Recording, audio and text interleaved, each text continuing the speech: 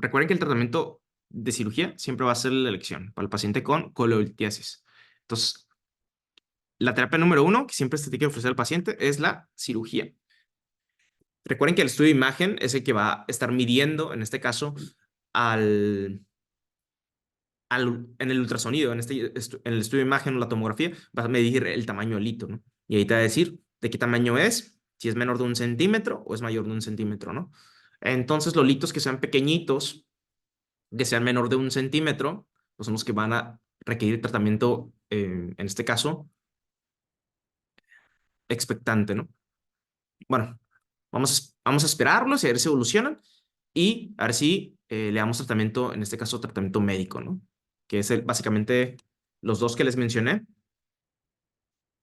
Pero no muchos, la mayoría de los pacientes, pues obviamente si ya formó el lito, pues ya no de nada le sirve, por ejemplo, un inhibidor, bueno, más bien, ya no le va a ser un secuestrador de ácidos biliares. Entonces, tener en cuenta que la litiasis como tal, pues ya se le tiene que dar una resina, ¿no? O la otra es un desintegrante de los litos, ¿no? Entonces, este paciente califica para el tratamiento con resinas y el ejemplo de los medicamentos puede ser el ácido urso de oxicólico. Recuerden que el tratamiento dura más o menos aproximadamente 6 meses y solo el 50% de los pacientes mejoran. ¿O qué quiere decir? Que el tamaño del hito disminuye. Recuerden, solo aplica para el paciente que tenga un hito menos de 1 centímetro.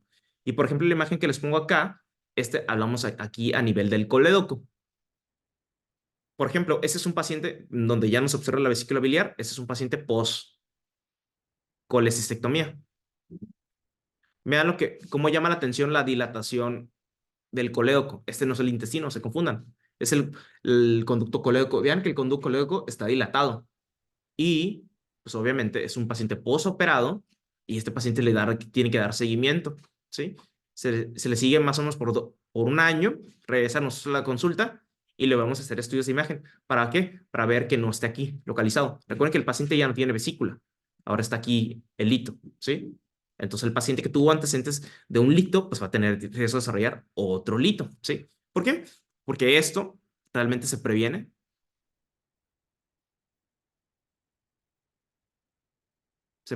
con estos medicamentos de acá. O sea, ¿qué quiere decir? Que un paciente desarrolló colitiasis, lo operaron, le hicieron una colecistectomía, ¿ok? Va perfecto. Posteriormente se le da seguimiento, ¿ok? Muchas veces a los pacientes que tienen riesgo de desarrollar otro lito son los que califican para también utilizar tratamiento, en este caso resinas, ¿no? O disolventes. Sobre todo, recuerden que su mecanismo de acción es el que mencioné ahorita y este no es lo mismo que los secuestradores de ácidos biliares. Estos disminuyen la circulación intrahepática, que ya lo vimos en su momento, ¿ok? Y aparte, tiene una función de disminuir las concentraciones de LDL. Esto va con relación al colesterol y esto igualmente va con relación al colesterol y esto básicamente es disminuir la emulsificación de grasas. Entonces es el tratamiento médico, ¿ok? El tratamiento médico dura bastante tiempo, comienza a hacer efecto en las primeras 3 semanas, ¿ok? Pero el problema es que si el paciente no cumple con el tratamiento, o desafortunadamente si cumple con el tratamiento pero evoluciona, es porque a veces los litos sí han aumentado de tamaño. Ahora, por ejemplo, si les hago la pregunta, ¿la dieta funciona? Sí, ¿no? Es un sí parcial otra, pero sí, por ejemplo, ¿para quién? Por ejemplo, la dieta baja en grasas funcionaría para el paciente que todavía no tiene colitiasis, por ejemplo, en ustedes. Pero si ya tienen litos, pues la dieta baja en grasas, pues realmente no funciona tan bien porque al fin y al cabo la grasa, o sea, la dieta no va a desintegrar. Sí, doctora Dafne, el paciente se va a desintegrar el lito con un disolvente, ¿no? No sé si me expliqué otra. El hito ya se formó, no se va a Sí, desintegrar si no le das medicamento. ¿Ok? Entonces hay litos de diferentes tamaños, hay unos litotes y unos lititos, ¿no? Entonces para que lo tengan en cuenta eso. Entonces no importa la dieta baja en grasas realmente. Obviamente, pues es importante ya no consumirla. ¿Por qué? Porque si no vas a seguir acumulando más litos, ¿ok?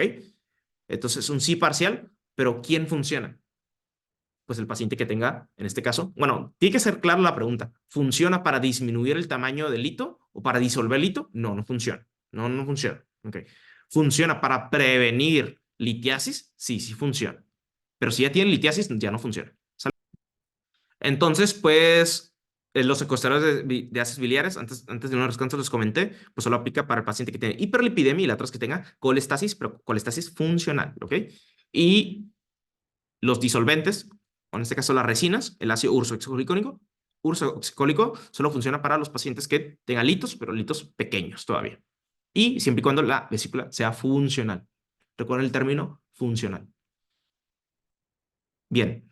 Y hablando de la colestasis también lo habíamos hablado la vez pasada, es un problema en la obstrucción, ya sea en la salida del líquido biliar, se puede acumular ya sea en el hígado o se puede quedar acumulado en la vesícula biliar, ¿ok? Hígado o vesícula biliar, ¿ok? De las principales causas, pues había comentado que también era el embarazo. ¿Por qué? Porque el embarazo hace que haya una hipomotilidad, o sea, ya no funciona tan bien, entonces acumula la ácido biliar, entonces genera una éstasis, ¿no? O colestasis, ¿sí? ¿Qué otra? Hay enfermedades, obviamente, en este caso, intrahepáticas y extrahepáticas.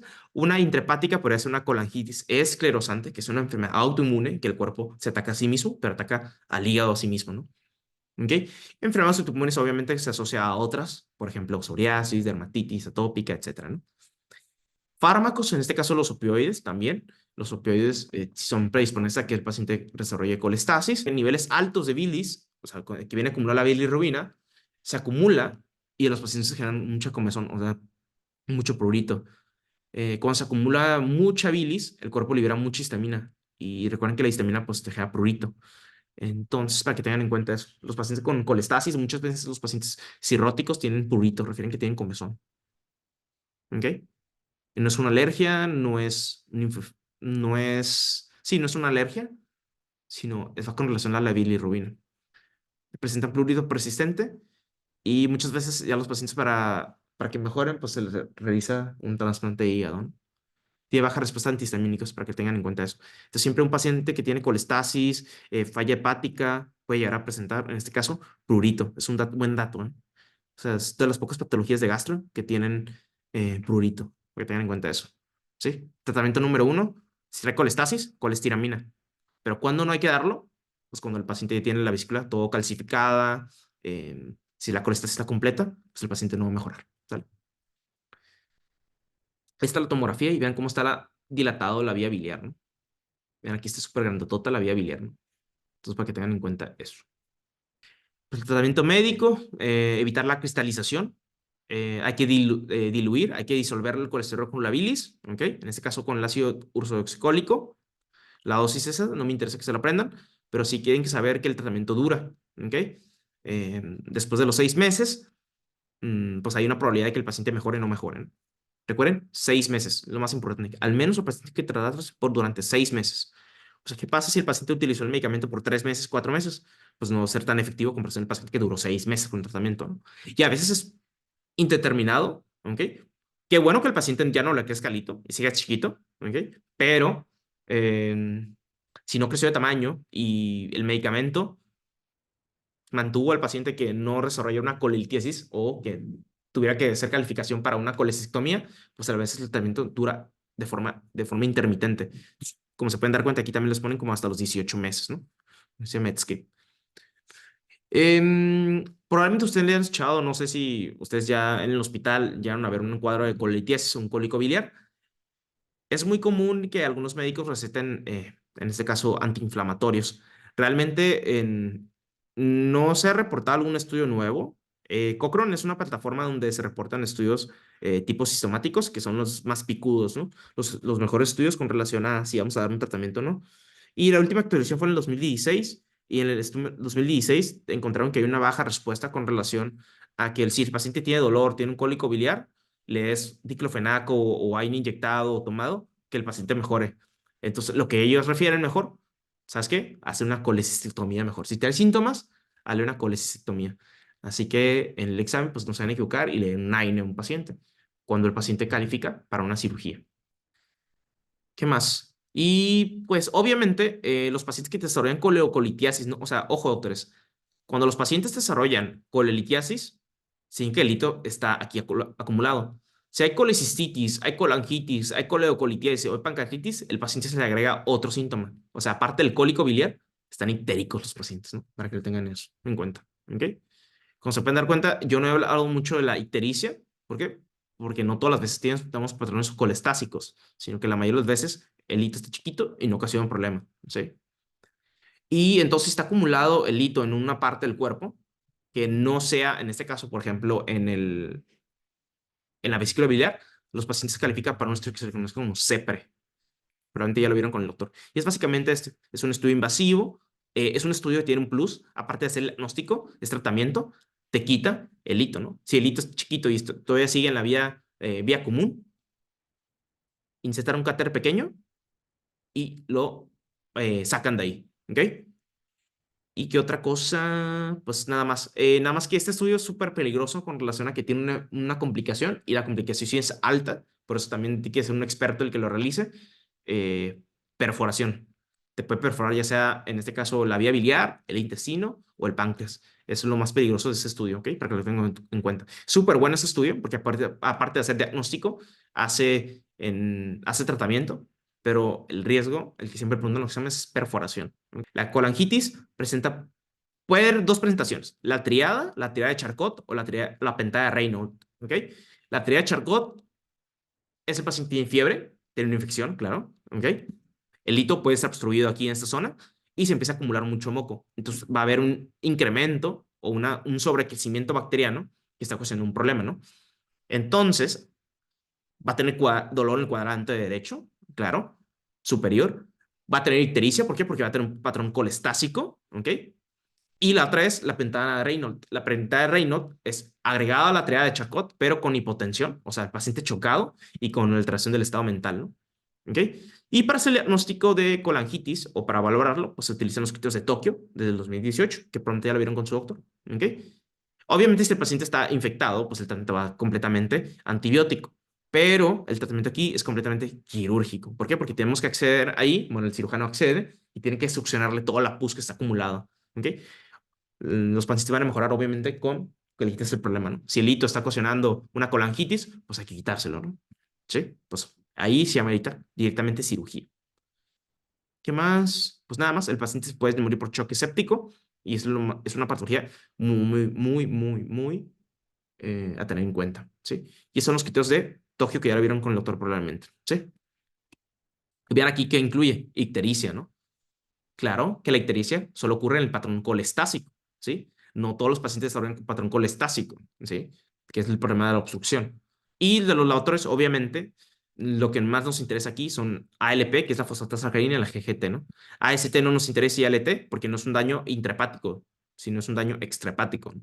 A menos que tenga en este caso podría tener una patología primaria, ahí sí podría ser AST y ALT elevado, ¿sí? Siempre se le pide un estudio de imagen y obviamente el paciente tiene que tener fiebre, ¿no? ¿Sí? Bien. La otra complicación es la coleocolitiasis, cuando el hito, más de un hito, ya haya pasado por el conducto colédoco o la vía biliar común. ¿Ok? El estudio es con el ultrasonido, pero el tratamiento es con CEPRE. O sea, ¿qué quiere decir? Que básicamente tienes que hacerle CEPRE para que el paciente, pues, mejore. Preguntas, ¿saben qué significa CEPRE? Era colangiopancreato, algo así, ¿no? ¿Ok? Grafía endoscópica retrógrada. Exactamente. Riesgo, ¿no? O la complicación de hacerla. Sí, ¿Cuál es? siempre Ah, perforación de vísceras. Siempre se los preguntan y se los voy a preguntar, ¿ok? ok. El riesgo de Gracias. hacer estudio es perforación, siempre, pero por eso optamos mejor por ultrasonido, ¿ok? Pero a veces el ultrasonido tiene fallas, por ejemplo, si el paciente tiene un panículo adiposo muy grande, o sea, si el paciente está muy obeso, es sumamente difícil de acceder y ver en un estudio radiológico. Y la tomografía también funciona, pero pues la tomografía no es tratamiento, doc. Pero estamos hablando que el tratamiento tiene que ser quirúrgico, ¿no? Y como se pueden dar cuenta, y ese estudio tarda menos de 30 minutos, es rápido y te quitan el hito de ahí, ¿no? No se tengan en cuenta eso, ¿ok? Y esto es el conducto colédoco, doctores, pues obviamente está dilatado. ¿Qué hace un lito en el conducto colédoco? O sea, ¿cuál fue la causa principal por el cual se fue al colédoco? Dime dos causas. Pues una colelistiasis, ¿no? Una, la complicación de una colitiasis, ¿dices tú? Ajá. Ok, esa es una, muy bien. ¿Que recibió tratamiento o no recibió tratamiento? Pues no recibe tratamiento, ¿no? Y se van acumulando y es ahí cuando Y cae se puede la... escapar, se te puede escapar uno, ¿no? Ajá, sí. Muy bien. ¿Y la otra es otra? Aparte de una colelitiasis complicada, ¿cuál es la otra? Un Mm, paciente post-OP, pues operatorio, ¿no? Que es postoperado. cuando se reservan ahí los cálculos. Ahora va a tener la función de reserva ahora, ¿no? Ya no, Ujú. y como ya tengo vesícula biliar, ahora el que va a encargar de reservar todo eso va a ser el coleco, ¿no? Entonces, para que tengan en cuenta eso. Recuerden que el paciente que ya lo operaron tiene que recibir tratamiento todavía y tiene que recibir tratamiento, obviamente, dietético, ¿no? La mayoría de los pacientes piensan, pues que me quitaron la vesícula, puedo volver a comer grasas. No, no, no, no, no. ¿Ok?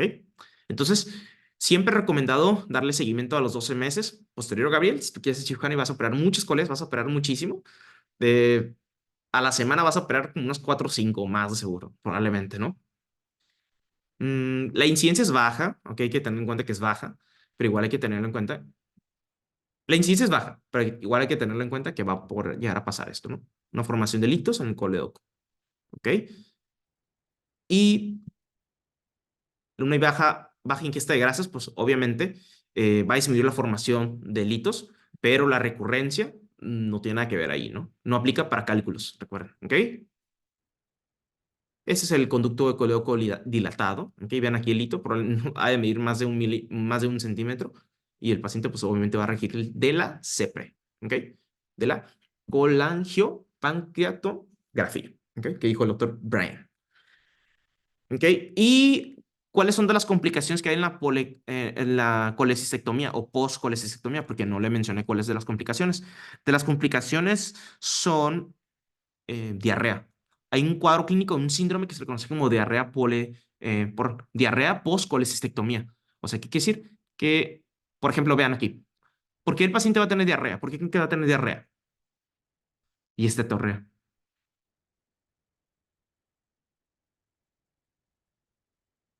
Porque no Porque, se va a poder absorber. claro, ¿no? Esa es una. Va a haber pérdida de ácido biliar. A veces los pacientes tienen que acostumbrar su cuerpo para que el colédoco sea su fuente de reserva. Ahora otra. Y la otra es como ya no hay fuente de reserva, o sea, no hay lugar donde se reserva, se pierde todo, así como usted lo comentó otra. Y la otra es como el ácido biliar o la bilis hace que se emulsifique la grasa, pues la grasa se escapa en ese momento, ¿no?